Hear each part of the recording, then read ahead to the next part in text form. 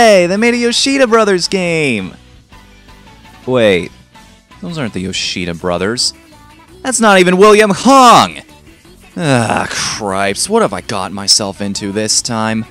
Welcome to the world of the Vocaloids, a series of voice emulation programs that can accurately recreate the sound of an auto-tuned singer.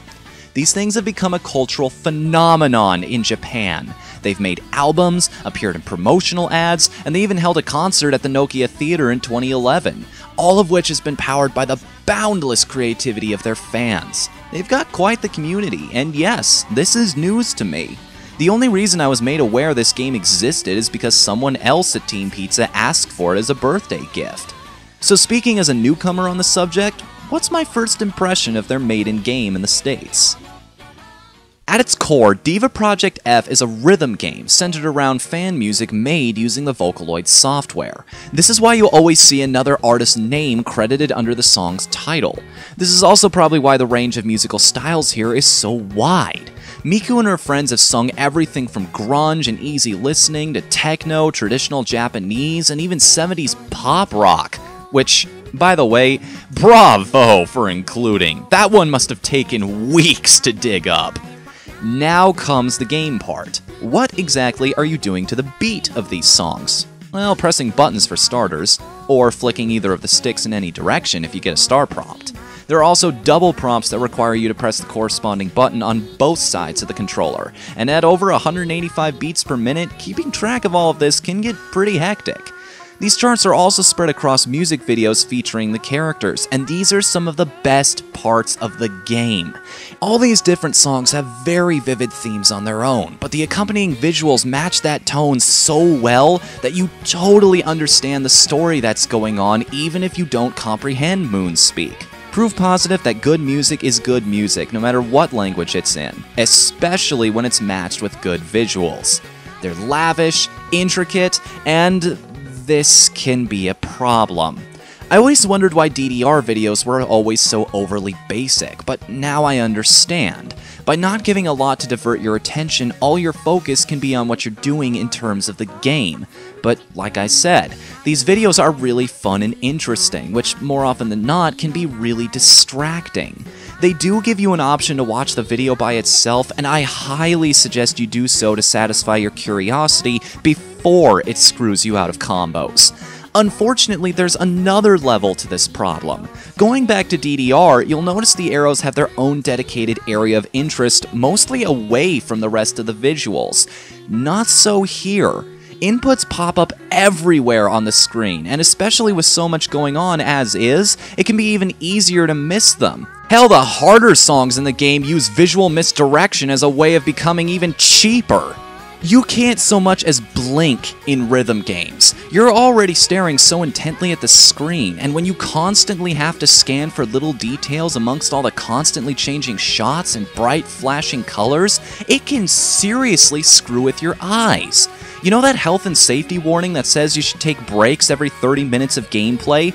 This is one of the cases where you actually have to do it. That is, unless you're curious about how many veins are in your friggin' corneas. These charts are also a little more complicated than just hitting the prompts as shown. There are two types of special sections in every song called technical zones and chance time. Maintaining a straight combo through a technical zone without missing a single note earns you a bonus score towards your final grade. The chance time segments are a little more lenient, simply asking you to do the best you can during that part. And if you perform well enough, you'll not only get a score boost, but also change the events in the video slightly. You may think these don't add much, that you still have the same basic goal of try to hit every note. And that's mostly true, except that these sections are incredibly valuable. Songs on normal and above have at least 2 technical zones and 1 chance time, adding up to a total 11% of your overall grade.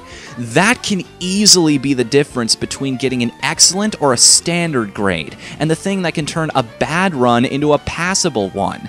There's such an added emphasis on these things that you might find yourself restarting entire songs just so you can nail them and guarantee yourself a better grade. If you need help doing this, you can also modify the songs you play by purchasing special challenges or safety nets from the menu. You buy these things with Diva points, the in-game currency you earn for completing songs. This is also what you use to buy different costumes, room items, and even gifts. Yes, in true Japanese fashion, you have the option to visit the Vocaloids in their own personal rooms. You can decorate these spaces, give them gifts, and communicate with them. But wait, you don't communicate by talking, you communicate by touching. And make sure you touch them in just the right way, because that can bring you even closer. It's exactly as shameless and funny as it sounds, and that's where this segment ends, because honestly, I'm a little too old to go around poking little girls. The last thing of real note in this game is the edit mode, and when you check this thing out for the first time, it can seem almost overwhelming. It's an incredibly complex editor that you can use to make your own music videos, and it even has the option to let you import the music from your PS3 library. Don't even worry about needing complex music knowledge to figure out the timing and BPS of your chosen song. The game has built-in tools to help you get started. This sounds like a lot to get excited for going in, and it is, until you start using it.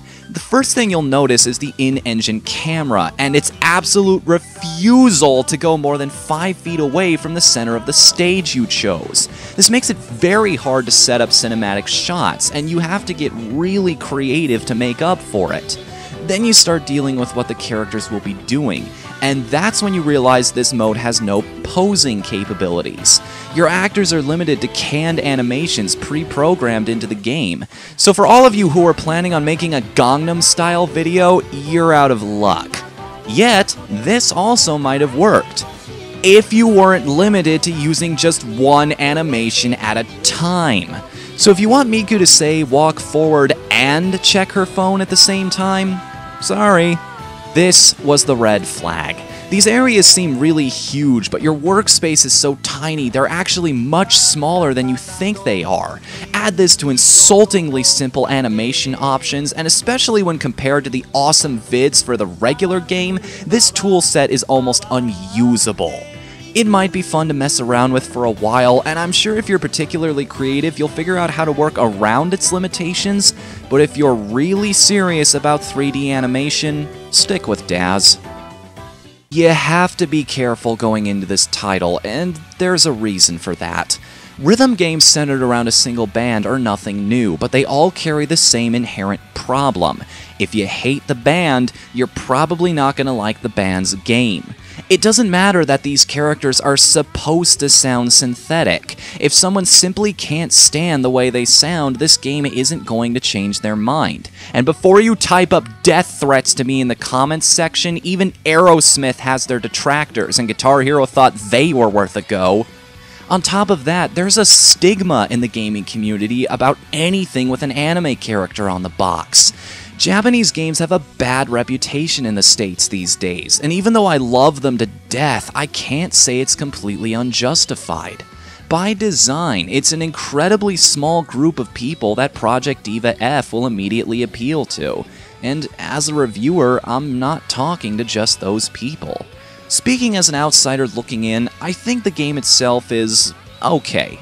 I'll be checking out more Vocaloid music for sure, but if they're all like this, I don't imagine myself buying more of the games. The gameplay quirks I've mentioned, combined with the doubly bottlenecked interest, added to the fact that it does absolutely nothing to appeal outside that interest, keeps me from honestly recommending it to anyone who isn't already a die-hard Vocaloid groupie. So if you're curious, here's what I suggest you do. In the description, I left links to some of my favorite songs in the game, one from each character. If you like what you hear, there's a demo available on the PlayStation Network where you can try out the game for yourself. Hell, one of the songs I link below is playable in the demo. And remember, mine isn't the only opinion out there. Checking out some other reviews as well might give you a bigger picture. $50 is a lot these days, and you deserve to spend it on something you know you're gonna like. I'm just saying. Take a little extra time getting to know this one.